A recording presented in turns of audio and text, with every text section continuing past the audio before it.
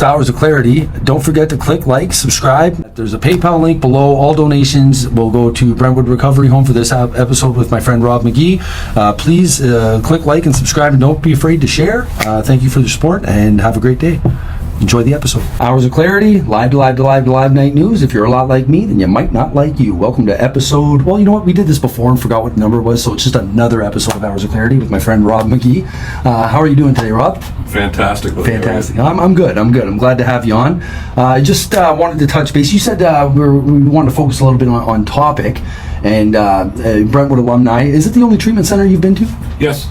Yeah, just twice. Okay. How many years you been in recovery, like in total?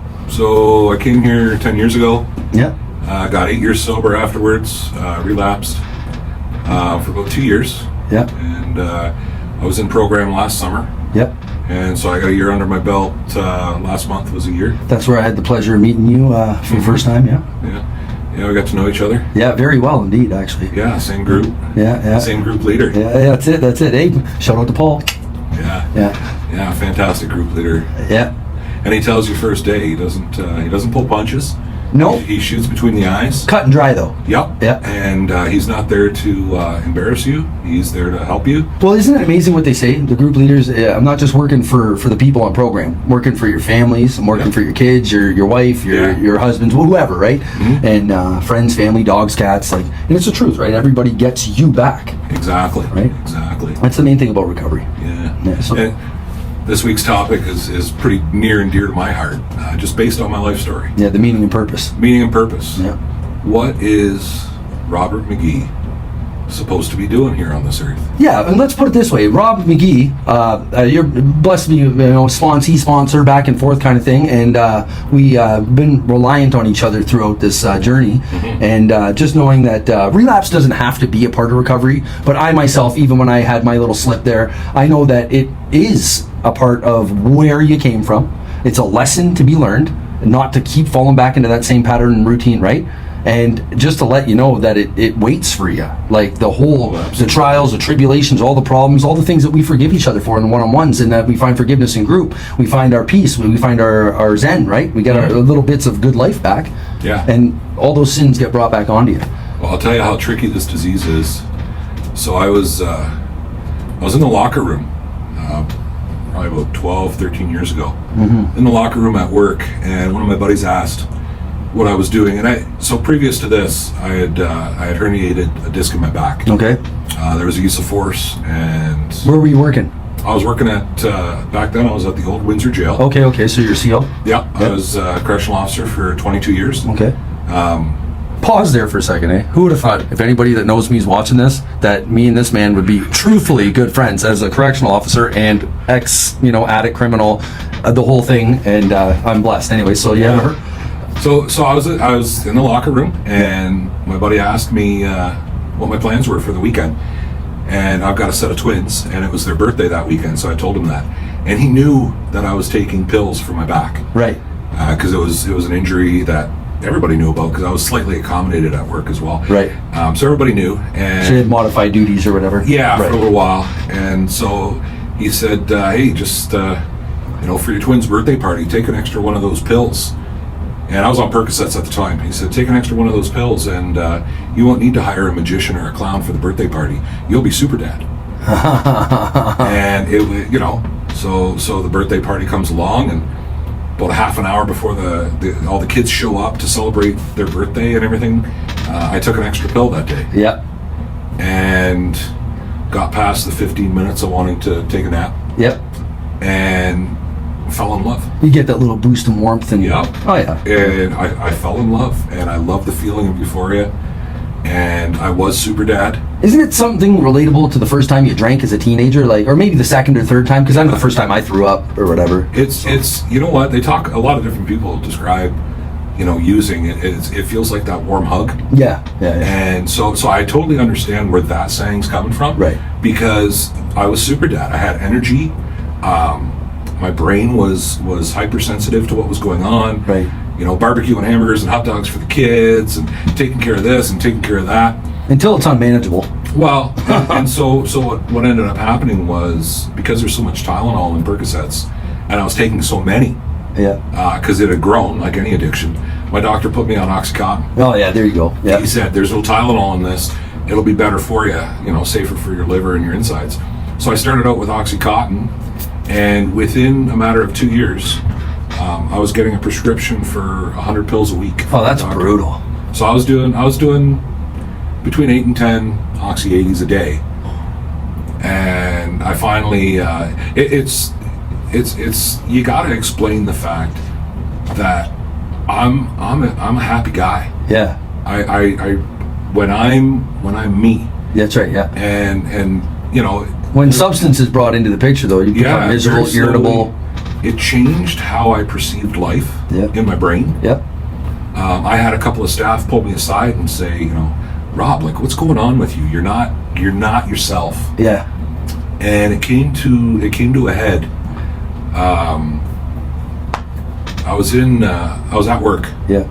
And I was in one of the control rooms, and I'll never divulge any security information, but every control room has lots of stuff in it, and I had found a spot, and somebody was cold the night before, so they had a bed sheet in the control room that they were using as a blanket to keep warm because the air conditioner was cold, and so I had that bed sheet, and I had the bed sheet in my hand, and I was starting to make a noose. Oh my God! And one of the brass, we call it. Yeah. Okay. White shirt.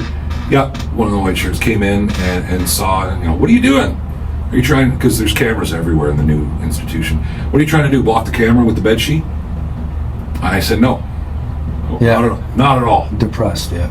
And so over the course of 2 years, I went from just trying to be super dad at my twin's birthday, right, to I'm going to hang myself in a control room in a maximum security institution. And that was the day I walked off the job. Yeah. I got relieved for my lunch break by another officer. Yeah. And I walked out the front door.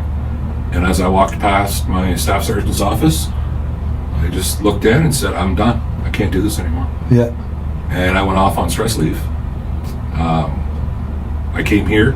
I was on program. Detoxed at home, actually. Yeah. That was pretty wild.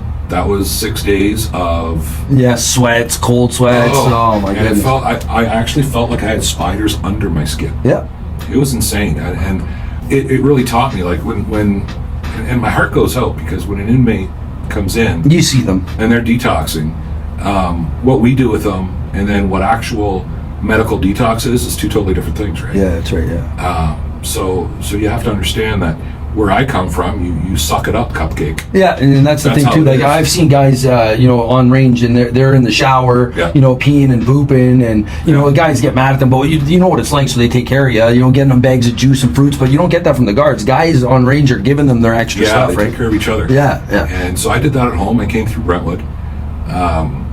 It was the experience of a lifetime. Yeah. Get your spiritual sense back. Absolutely. And 3 months here. Getting close with the guys on program with me, and like, it got to the point there was 90 guys on program when I graduated, and I could tell you how everybody took their coffee, right, because you get so close to each other, right. And so life was great, and I kept coming back to meetings, and life kept getting better. Yeah, it was amazing, and my family was good, and everything seemed to be going well. And I actually worked for Brentwood for a time being as a house manager on the weekends, afternoons, filling in sometimes during the week if they needed it, and also working full time for the for corrections. Right. And just loving life. And then, lo and behold, the disease sitting back, waiting. It was just waiting. Well, that's what I mean about the whole relapse thing. It was just waiting for me. I don't plan on messing my life up. Right. So it's 90 degrees out. My neighbor had just moved into the house. He's cutting his grass for the first time. I'm cutting the grass. We kind of finished at the same time. He come over to introduce himself with 2 bottles of beer.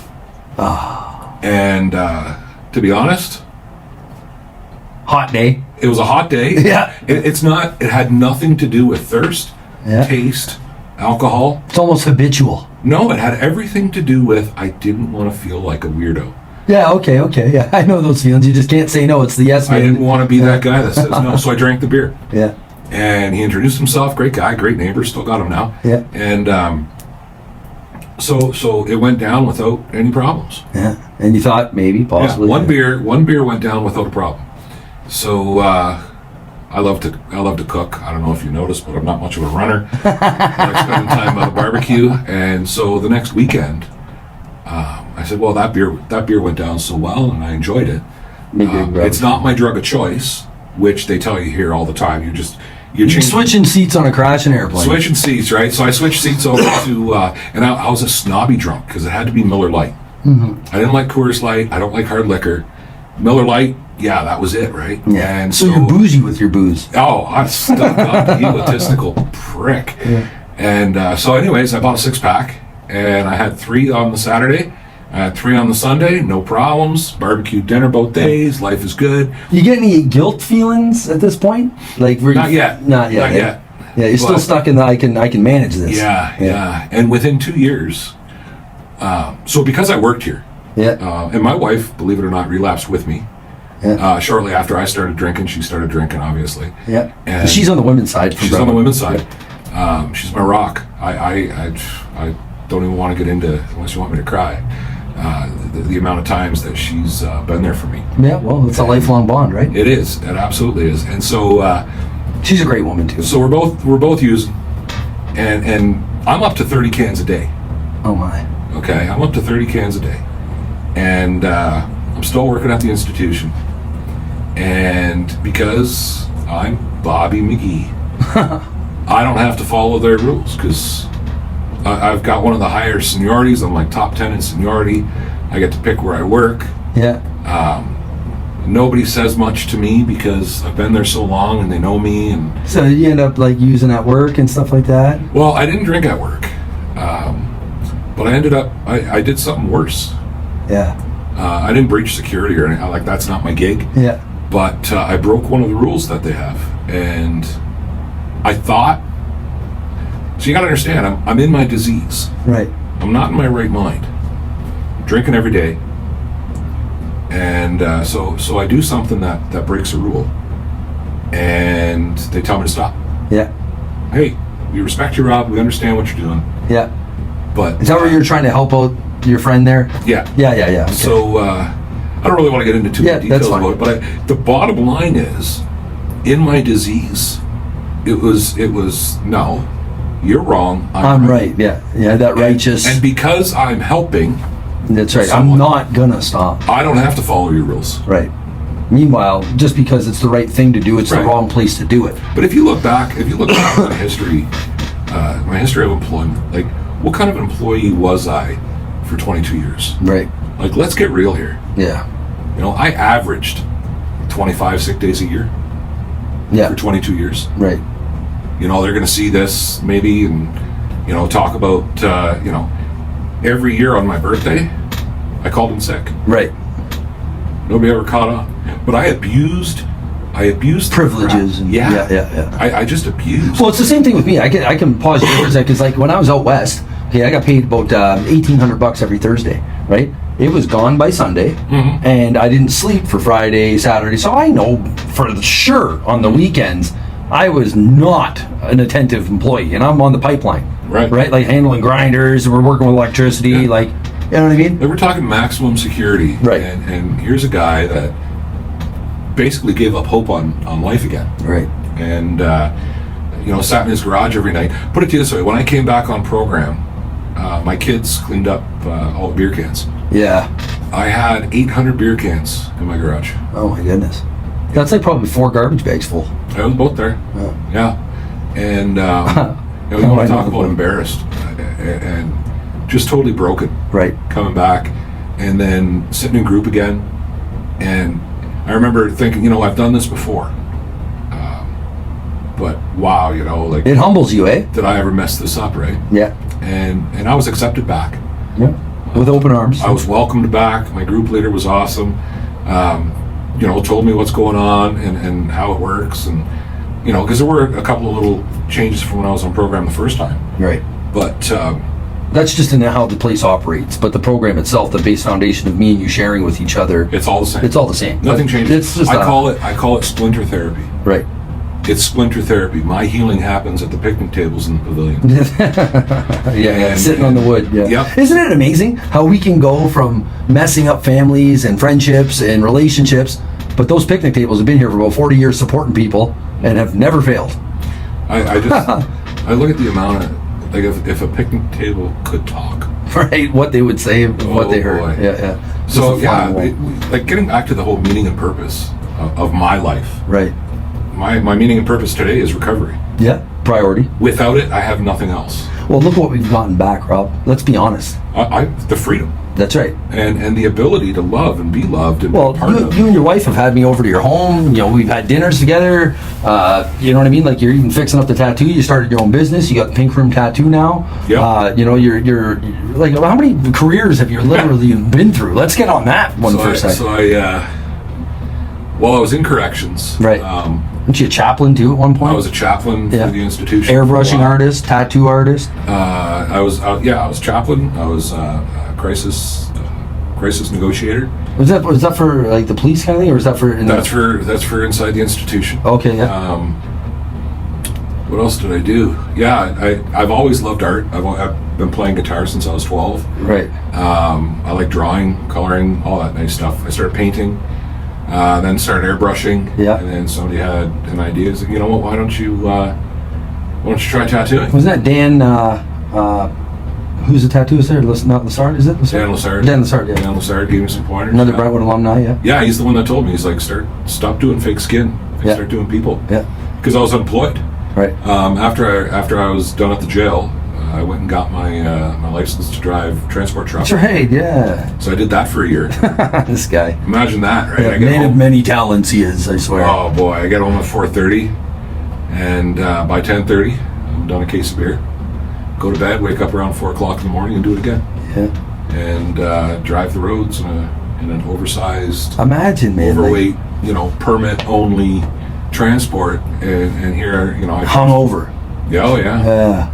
Yeah, it wasn't good. The reckless irresponsibilities of our choices. Yep. You And know? I didn't care. No, and that's the thing. Well, we don't think it's a problem No. in the middle of it. Yeah. Like, You're stuck. I remember people telling me, Matt, you got to settle down. I'm like, no, I'm good. No, I'll be fine. Yeah. Like, who was I to think I was okay? Hey, Rob, you're not looking good. No, I'm all right, but you can't see you. I can. Right. Right? You can see me. I can't see me. Right. Right. I just nonsense when I look back on it. It is absolutely ridiculous. It is, yeah. So I finally, I'll never forget the day that, because my wife was on program again. Yeah. So my wife came on program. Good for her for me. pulling you in. Well, I was reluctant. If you're watching this, Sue, I got your back. So believe it or not, we were both out there in our relapse, in the disease, and here I am texting my group leader. Hey, just so you know, I'm coming in hot. It's just a matter of time. You did. I did. I drunk texted a lot of people.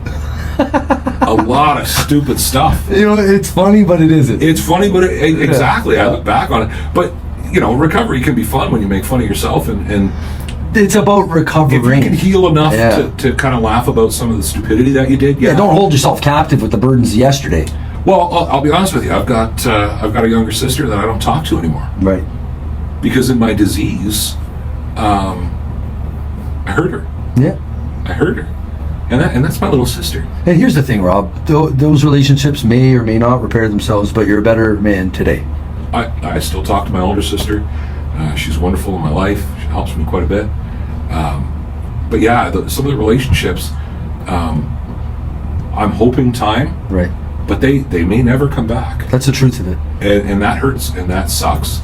But you can't get beat up on it and stay there. Well, it's like why would I chain and shackle myself to the wall and throw the key just out of reach? Why would I do that? Right. Why would I even put myself in the chains and shackles in the first place? Well, recovery should be free, right? Right. And in time, and I hope and I pray that relationship heels somehow, some way. I have the same similarities with my daughter, right? Like my youngest daughter, I wasn't really there for her. My eldest daughter either. We'll say that. Like, it was more of kind of a shock that I found out about Kiera, the 13-year-old, later on in life, that her mother had passed away and whatnot. And anyway, I didn't really know if she was my daughter throughout her life, right? And but my 11-year-old Serenity, I had been in, out for years, in for a bit, out for some more years, in. So she didn't even really know me when she was 8 years old. She had like the confusion of re-meeting me again from the time she was 3.5 or 4 years old, right? So like she's thinking, who is this guy? Yeah, basically, right? And she's at a point where having a hard time talking to me. But I can forgive myself today for being what we're doing right now. Even like Brent would give me a chance to run Hours of Clarity up here, interview guys about their stories and hopefully give some inspiration to the community, and just be able to for 1 second take a pause and really put into perspective that I'm okay today, and so are you, right? And today is a good day, right? And the biggest lesson, and if it's the only thing I can say, try and remember this: stop fighting life. Yeah, just let the roll the Let it punches. happen. Yeah, roll the punches. My whole life was about controlling life. Well, you want to get realistic? Let's show the camera something here. This guy literally just picked me up from the clinic because I was fooling around outside, tripped over a chair, and I got some stitches. So, like, I was planning on doing this episode with you, right? And then I'm thinking in my head, I got to cancel now. I got to go to the hospital. You know what? Life happens. No, he comes and picks me up, and here we are, still recording. I know it kind of burns me when it comes to doing tattoos and booking tattoos. Right. I usually book Tuesdays and Thursdays. Okay. And it'll be one of those things where, I got a tattoo tomorrow, because I kind of take it as it comes. I'm in school right now. You're getting your CACC too?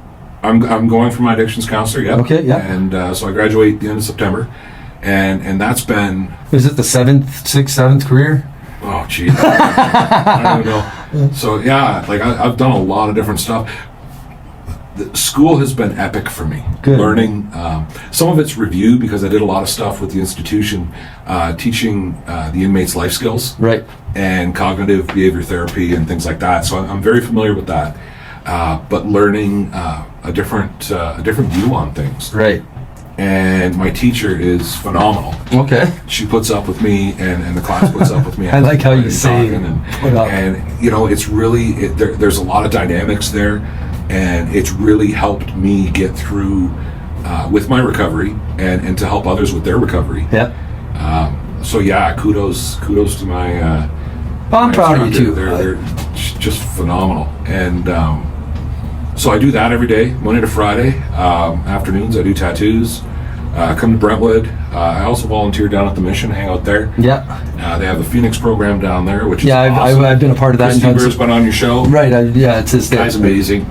I'd love to work with him. I'd love to get into the nitty-gritty of it all, because down there, I'm telling you, it's right where the root of it is, right? Yeah, like you literally walk outside the doors, and there's people with tinfoil. Well, listen, I worked there as a support worker for a bit, right? And it is challenging. It is very raw. It's raw. It's the streets, right? It's the homeless. It's everyone that's the struggle. But so I give it up to those guys down there because they're the very base of what's going on in the city. They're doing it. Yeah, they're doing it, hands down. Yeah, absolutely. And that's kind of my thing. I don't mind going where other people don't want to go, right? Or they're intimidated or things like that. And so it's okay to be brutally honest. I miss it there, bro. To be honest, I tell you, it's a highlight of my day to go down and sit at a picnic table down there. Yeah. And just shoot the shit with somebody for a couple hours. Well, that's just it too. Like, and you never know who you're helping, but just giving an ear, a shoulder, a hand. Let them talk. Yeah. Just listen. A cigarette, a sandwich, whatever, right? Like that's the main thing. Clothing, like all that kind of stuff. Yeah. It's good. I miss it there for the main reason that I just bumped into a guy at Parkwood Church. Okay, I forget what his name is. If I can't remember right now. Anyway, the point is, he was from the Mission, looked totally different. He's healthy now, and sober. Yeah. And he's going, man. He's like, you always treated me like a real person, and thanking me. I'm going, buddy, like I didn't recognize you. Like you look great. You know what I mean? Yeah. And it's remarkable because that's the part of the job that I loved. It's the part that you could just treat people like people. Yeah, and that was my rule kind of thing. when I first started in corrections, there were no cameras inside. Right. It was a much different place. Well, I bet. And growing up, growing old, maturing, seeing. I can tell you that if you want to connect with somebody, you got to remember, if you treat people like people, you'll be just fine.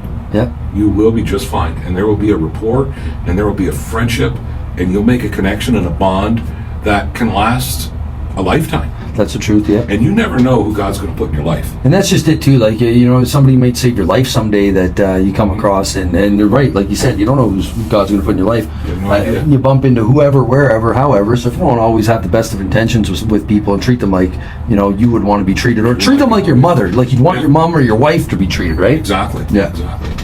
And so it's kind of wild too, because you talk about meaning and purpose again. So I'm in school. It's kind of a I turned 50 this year. I'm in school, but I've got like a great part-time gig right now. Last week, I think it's awesome. I absolutely love it. You're not gonna believe it, I deliver pizza. It's fantastic. Hey man, I'm working at Value Village right now. So like it's not about where you work, it's not about how much money you make. It's not about the status. It's not about titles anymore. No, just be thankful you can have a little bit of money in your pocket. I got a part-time job delivering pizzas. I get to meet people. I get the people I'm working with too are good. You bring them you're bringing them dinner. That's like family. They love to see you. See, they love to see you. They're already paying you to show up at their door. It's fantastic. So I do that, and whatever comes. And here's how recovery works too. When you're doing the right thing, okay, good things are going to happen to you. The opportunity, as long as you're not fighting it. Well, here's the thing, right? If we're not sober and willing, right, you got to be willing to like kind of abide and get down with it. But to be, opportunity arises when you're sober. Mm-hmm. So if you're not there to accept things how they are through life, to have opportunities be presented to you. If I go use tomorrow, I'm not going to have an opportunity for this today, or the next day. I didn't apply for the job. Right. Brentwood alumni probably helped you. It was a Brentwood alumni. That told the owner of the pizza place to give me a call. And he did. Wow. So I didn't apply for the job.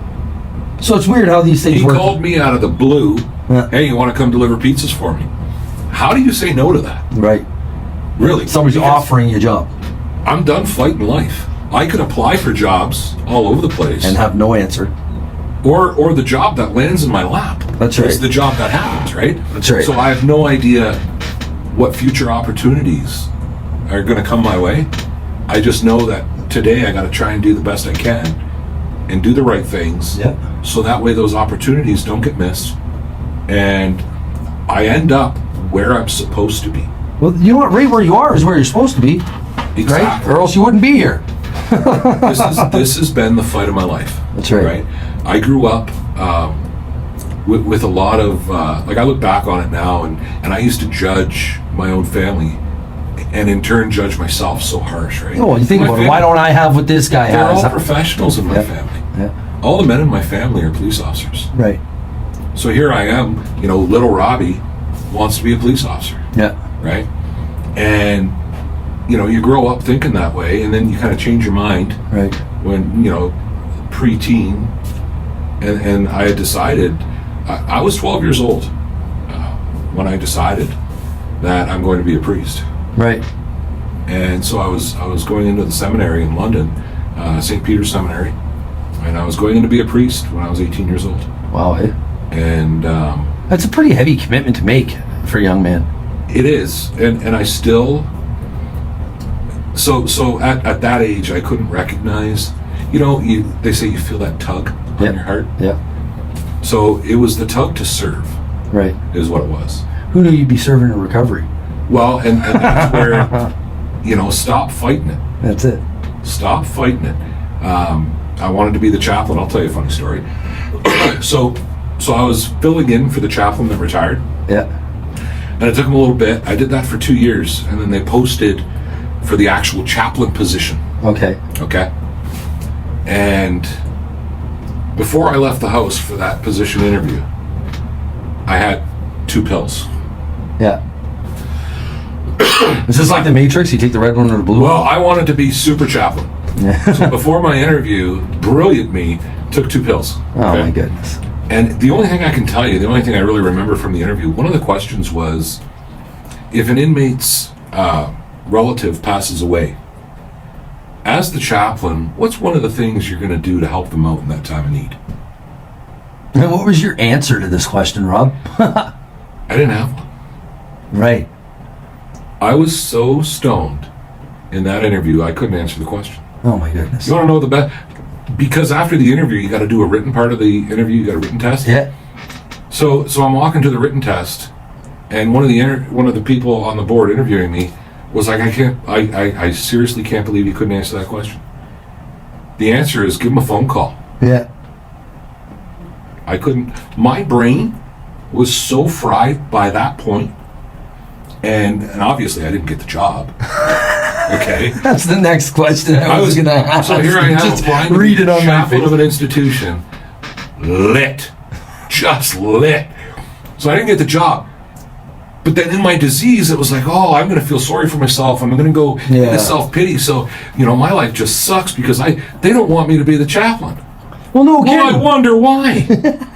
I wonder why. It was obvious. I was lit every day. Yeah. I go out on my breaks, and I'd use in my car. Yeah.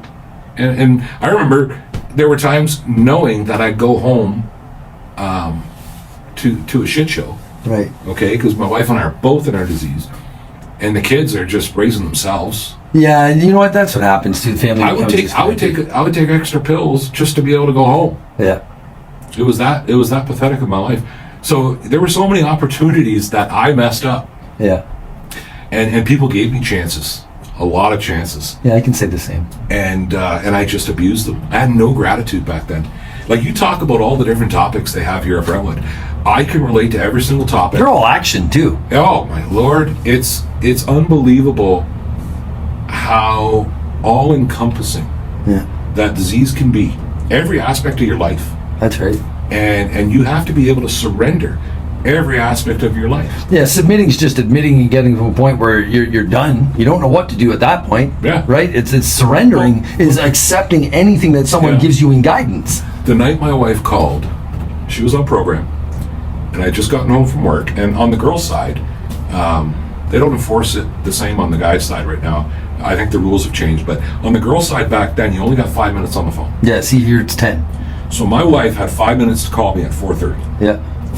And so anyways, I get home from work. I'm cracking my first beer. And I see Bell payphone. Okay, it's my wife. So I answer it, and all she said that day was, "Hi, hon, how was your day?" That's all she said. Wow. And the peace that came through the phone Yeah. put me on my knees. And I didn't cry. I wept. I sobbed. You just knew it. I had snot dripping out of my nose down to the ground. Yeah. I was broken just from the peace coming through that phone. And she said, "You know what? I cried for 5 minutes, bawled my eyes out, wept for 5 minutes." And she got on the phone, like she said, "Hey, I gotta go. I only get 5 minutes, but I think you know what you need to do." Wow. Wow. And once again, that peace. I went right into that, crying like a 5-year-old. Yeah. It was insane. Yeah, well, when you're done, Rob. Yeah. Yeah. And I decided I was done. I hung up the phone. I called Detox. I called Brentwood Intake. I left them a message. Call me. I'm in trouble. Like, this has got to end. Yep. I left messages because, working here, you end up with staff phone numbers. Right. Right. I left messages with people that, can you help me get back in? Right. So you want to talk about miracles. So I end up going to Detox. And so you have to call Detox every morning, 8 o'clock. I'll never forget, I called 62 times. I love 62 times before I got through. Yeah. And the wonderful person on the other end of the phone said, "You know what, I'll call you back at 8:30. Mm-hmm. So I was like, okay. So 8:30 comes around. Okay, I don't know if it's going to work out, but I'll call you back in an hour. Can you wait an hour? Mm-hmm. I'll wait as long as I need to. I want this. So 9:30 comes around, calls back and says, "Okay, can you be here for 11:30? Yeah. There you go. Right on. You're in. I'm in. Okay. Yeah. Right on. Good. So I'm texting, my family and everything. Hey, I'm going to detox. 11:30. Everybody's yay, good for you and all that. Yeah, you know what I did in my disease? What's that? As happy as I was to go to detox, I opened the fridge. I got 9 tall boys left. Might as well finish them. Might as well finish them. You're wild. But you know what? It's the same thing I did, man. The pathetic, with the different substances. the pathetic part of all that, 9 tall boys from 9:30 till 11 o'clock. At about 5 to 11, I'm in the garage drinking. 5 to 11, I had to text my son. To drive you. To drive me to detox because I was too drunk to go. Yeah. He had to pack for me. Oh my goodness. Sad, bro. It was like, I look back on it, I was like, and you know what gets me too? He drives me to detox after he packs my bag for me. That's love. Yeah. Okay? I get out of the truck, I'm like, all right, I don't know what's going to happen, but I love you, and we'll see you soon.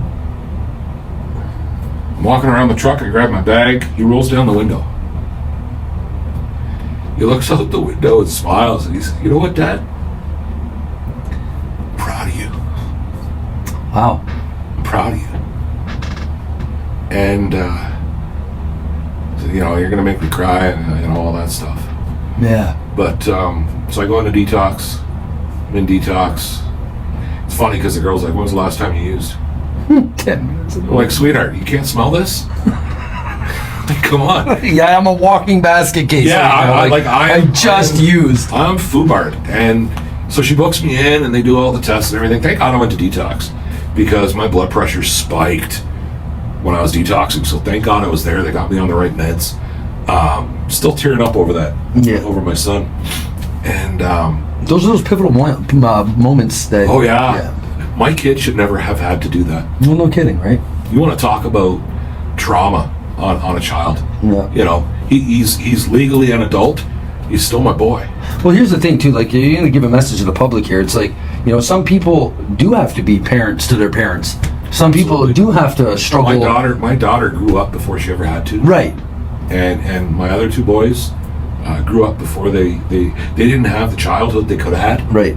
I stole it from them. And that's the thing too. I was just going to get to that. If you're robbed of, if you're robbed of being, a child or able to have a life of any kind, a childhood or friendships, or I can't bring my friends over because my parents are blah blah blah. Yep. Yeah, you could play that card for the rest of your life. Or by the time you grow up, like, you can do something about it. Yeah. You don't have to sit and pity about it, right? Like, well, my wife will tell you. You got to try. You got to do something about how messed up it was. Right.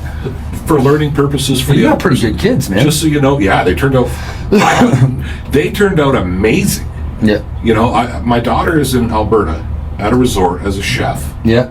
She's cooking for Gene Simmons. Oh my goodness. Okay. My son, he's going in to be a police officer. Yeah. He's in school. My other son, he's a video game producer. He's got his, he's in school for computer science at the University of Windsor. Yeah.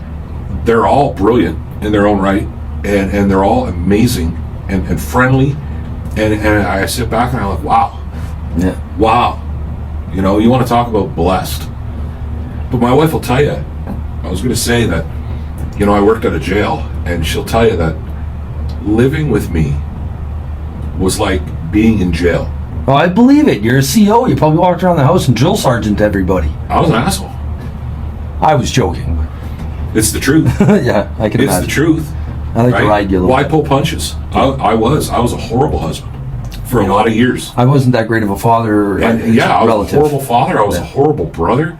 I was a reckless and horrible employee. Yeah.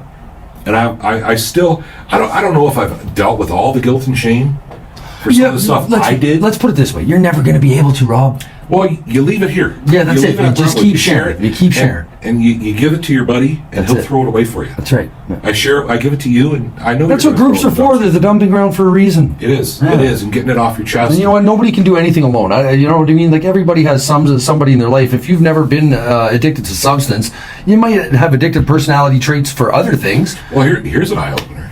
Something to think about. I'm going to go out on a limb. Mm-hmm. Now, I'm a huge fan of Jordan Peterson.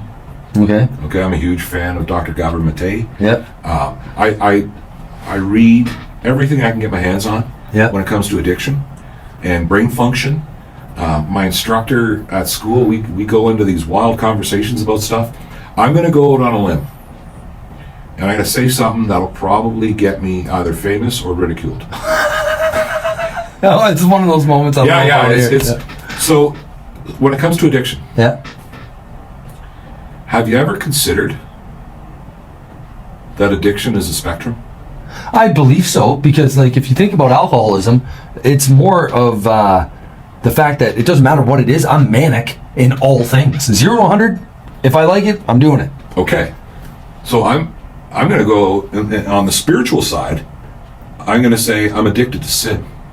Yeah, you could say that too. I might be an alcoholic. Addicted to the temptation. It's coming out as alcoholism or drug use or whatever you want to call it. Or whatever you want to call it. Yep. But I'm addicted to feeling good. Yep. For me now. Yep. And sin used to feel good. Yeah. Not lying. Listen, I get these thoughts sometimes. Like I'd have impulsive thoughts with violence, or impulsive thoughts with lusts, or impulsive thoughts with drug use. Why does that pop in my head? I don't wake up at 7:30 in the morning going at 4 o'clock to be an addict. Yeah, 4 o'clock. I'm going to wreck my day by getting caught using, or I'm going to lust over this girl and get shut down and rejected, or I'm going to go gamble my paycheck and not pay my rent, or la di da di da. Like I didn't plan that at 7 a.m. No, I didn't grow up thinking. You know what? I want to. I grew up wanting to be a police officer and then a priest. Right. Both are service industry jobs. They're all both about service. Yep. And it took me all these years to realize if you just serve, things will come. And you're there for the other alcoholic or the other person, whatever their need is, if you can be there for them, that's your meaning and purpose. There's your meaning and purpose. That's it. Like this right here today, blessing. I didn't even want to come. You see the text I sent you this morning? I said, if you still want to do that today, soon, or maybe, like, or however. That's a typical trait of an alcoholic. Yeah. Like if he says no, then I don't have to. There's so many looking times for an exit for nothing, but then I got on the bus, I get here and I realize, you know what? I'm actually happy. When you actually get off your ass and do something that somebody asks you to do, you're going to be surprised when you enjoy it. That's it. And want to do it again. Or it's going to lead to that habitual, recreational, or some sort of a hobby. Do something. That's right. Get off the couch. Quit feeling sorry for yourself. Yeah. Right? Because, your life can get pretty bad. Well, yours says Pink Room Tattoo. And what's that sign say right there? Right? Hours of clarity. That's my point. I didn't start my business because I didn't come to Brentwood and they gave me ambitions to start recording music. The real Uncle Mac on YouTube, by the way. You know what I mean? Yeah. Or start my own non-for-profit podcast, media production content company. You didn't think about going into the tattoos until you came. I didn't think I'd be in the dry house business. That's my point. Not that it's a business. It's not a business. Well, you're helping people. In my own home, I have guests staying in vacant bedrooms that are coming from program. That are coming off program that need a place. So that they can enjoy their freedoms. Right, and you went from airbrushing to tattooing, and you give good deals too. Like, you know what I mean? I'm not even lying. This man hooks me right up. He's doing a cover on my leg, and the biggest thing about that is you know how to draw. You're an amazing artist, and not to mention that the quality of work is good, if not great. Like I'm a hypocrite. Like or what's a critic? Sorry, I'm a hypocrite too. But you know what? They're all gifts, right? Right, and. Just use your gift. I never ever. So when I was released, I want to say released. It's a nicer word. You know what? Let's shoot between the eyes. Okay. I got fired. Yeah, from work. From work, after 22 years because I was being stupid. That's right. Yeah. But you know what, Rob? That's yesterday, and tomorrow ain't here yet. So there's no way I would have guessed that I'd not back in school yesterday. Back at school. Right. Okay. Remarkably. Miracles happen, money in the bank, doing tattoos part-time, delivering pizza part-time, coming and doing podcasts with people, hanging out at Brentwood, talking to other people who are struggling and not struggling. We share both here. Okay, so that's the thing. This is where you're at today and you're happy. Absolutely. Okay, and then we look back at having money, houses, cars, all this stuff. Oh, yeah. And in your disease, miserable. So my wife's first program here, 10 years ago. Yeah. I came through right after her. Okay, she graduated on a Saturday. I came in on a Monday. All right? While she was on program, I traded the family minivan for a pickup truck. And didn't even consult her, I bet. Didn't even care what she thought. Yeah. Showed up with it, and she was like, what are you doing? I bought the truck I wanted. You're out of the picture, you're on program, you have no say. Yeah, basically it was your attitude. And you probably That was my attitude. Yeah. And I look back on it now, I'm like, how she didn't divorce me back then, I don't know. Well, you know what, Rob? That's true love. It's one of those things, and you know, we talk about giving and receiving love. That inability, the inability to give or receive. Here's an eye opener that I learned here. If you can learn, and you got to ask questions to learn, right? Okay, or at least be willing to hear what's going on around. Have that conversation with your partner, whoever it might be. Right. The wisdom behind some of the things you can pick up here in recovery. Right. From other alumni who've gone through it. Right. I needed to learn how to love my wife the way she needed to be loved. Right, and actually hear her and include her. You know, I'm a selfish prick. Right. Even in my love, I am selfish. Yeah, you want to be loved more than... I'll love you the way I want to love you. Right. When I'm in my disease. Instead of the way that they want or need to be loved. They need to be loved. And it takes... You got to learn that. Yeah. You got to learn how to love somebody the way they need to be loved if you want any relationship to work. Yeah. And vice versa. And this idea, this idea that, you get butterflies in your stomach, you're excited, you're in love. Okay, let's grow up for a minute. At some point in time, you have to make that decision. Right. To love that person. That's right. It's not just a feeling, it's a choice. It's a choice. That's right. Yeah. I choose her. I choose to unconditionally stand by your side. Absolutely. No conditions. No conditions. Yeah. Right? Let me ask you something. Now that you've been through program, you find that they break you down here, bring you back to your adolescent, right to the point, they say that the last time, or the time that you started using is when you stop maturing emotionally, mentally, right? And the time of trauma. Yeah, exactly. The time of trauma. Trauma happened. So my dad passed away in a car accident when I was 6 years old. Right. Probably the first, not even the first major trauma that I experienced. But did I stop growing at 6? I don't know. I think more of a teenager, 16, 17 maybe. Right. You get stuck there for a long, long time. Right. But in your recovery, you do grow up.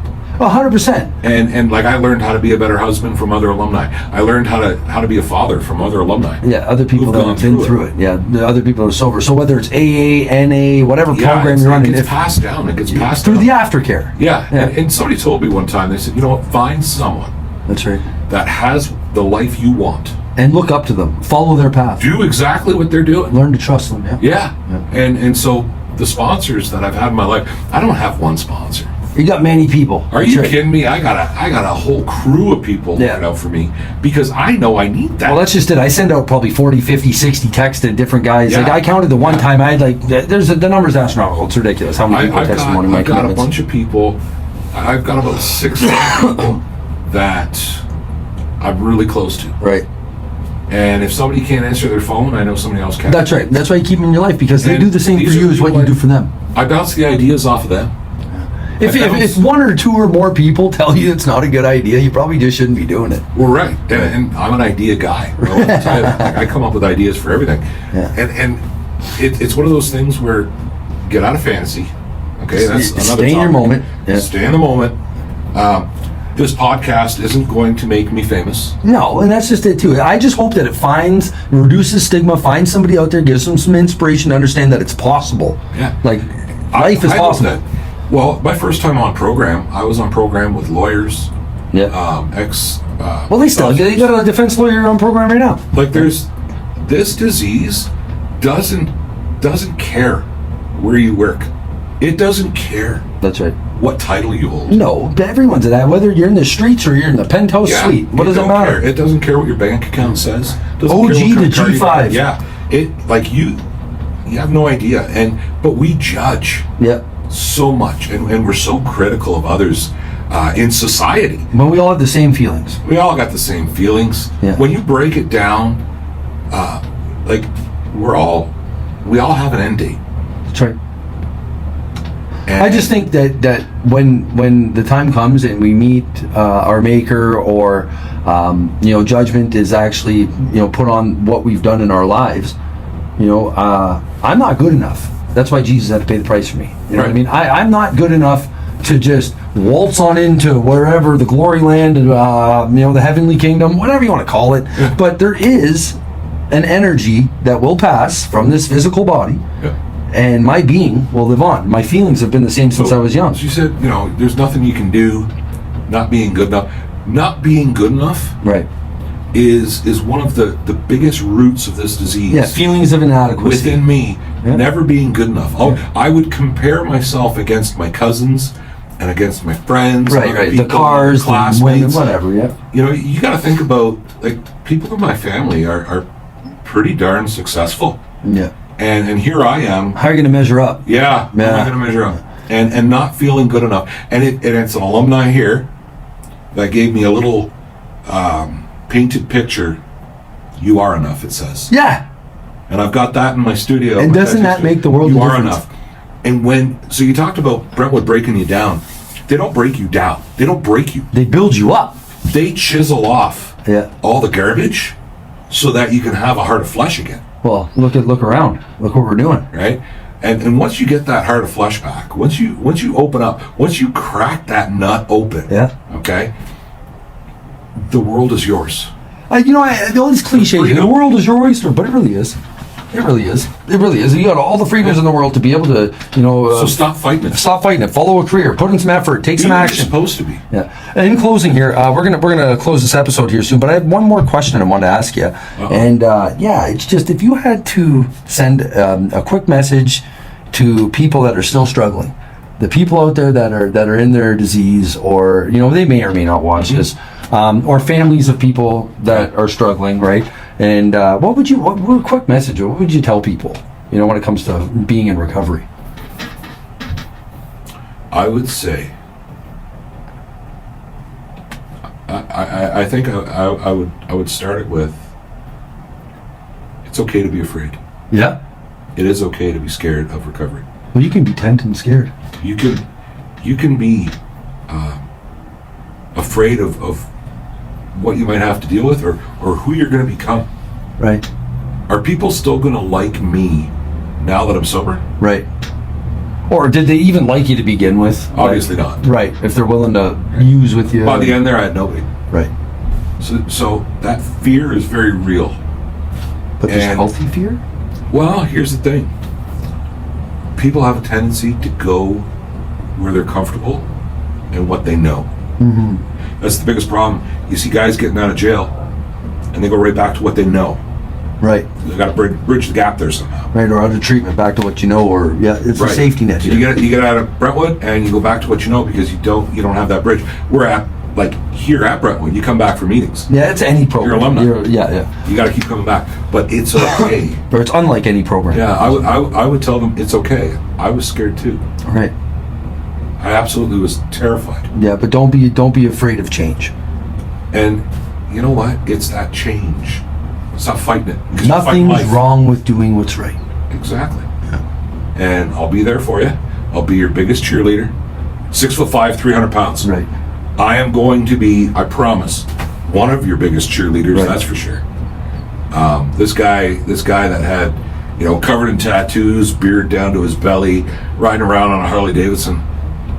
You know what? That's not me. You're a big teddy bear, bud. I am. Yeah. Listen, I love you very much. I'm glad that you came on and had gave me the grace of your presence of being on an episode with me, because Rob, you're a remarkable human being. You and your wife, you got a great family. Thank you. You're doing the right things today, and that's what really, really matters.